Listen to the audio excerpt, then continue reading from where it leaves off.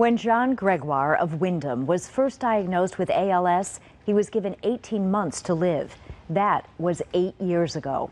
Now, John is leading the way as a supporter and recipient of new technology that is making a difference for speech-impaired patients around the country. In the years we have been following him, ALS has robbed John Gregoire of his ability to walk and talk. Losing the ability to speak, to express yourself, is probably the worst thing about ALS. He is able to speak using an assisted communication device connected to his iPad. I want people to hear me. But the voice isn't his. I miss not being able to show emotion by tone or inflection. I miss being able to call my dog by raising my voice. I miss being able to whisper sweet nothings into Linda's ear. I miss his voice. And that is why John and his wife Linda are here in Belmont, Massachusetts, to meet with Dr. Rupal Patel, a Northeastern University professor. Dr. Patel is working on a way to create custom voices for those who are speech impaired. They were using different devices, but the exact same male voice. And to me, it felt like we've got to do something better than that. Dr. Patel and her team have taken a few samples of vowel sounds that John is still able to utter and combined them with someone who sounds similar from their vocal database of hundreds of donated voices. When we have the right match or the right matches, we combine the small sample with the matched donor's voice, and using our signal processing algorithms, we create a voice that's as clear as the donor's speech, but is similar in identity to our recipient. And John is among the first 7 of those recipients. Today is the day. They have prepared 3 samples, which John is hearing for the first time. So here's the first voice. Can we stop at Starbucks to refuel? This is the second voice. Can we stop at Starbucks to refuel? Both sound more human than the synthesized voice that John has been using, and it seems Dr. Patel is on the right track.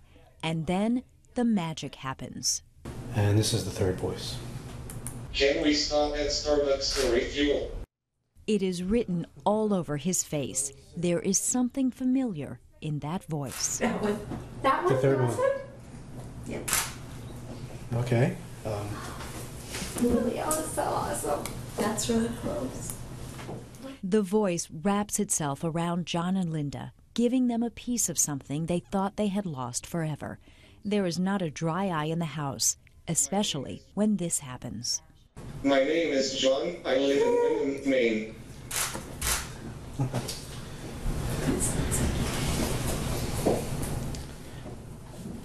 It isn't long before John is trying out his new voice for himself, and these are his first words.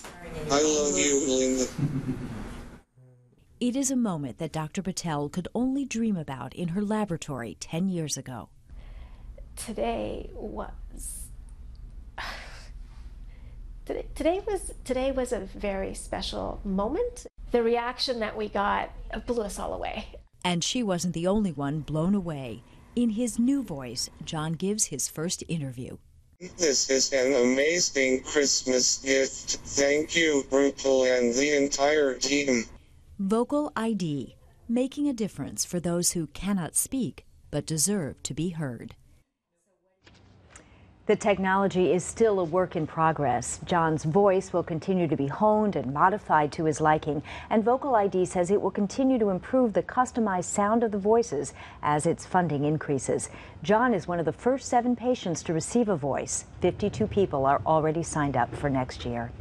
And Adrian, for people with ALS, when it feels like the disease is continually taking something away, it's so nice to be getting something back, in this case a more personalized voice. And to see the smile on his face is so emotional and really a new hope for people suffering with Absolutely. this disease. It has far-reaching implications, and this is just the first step.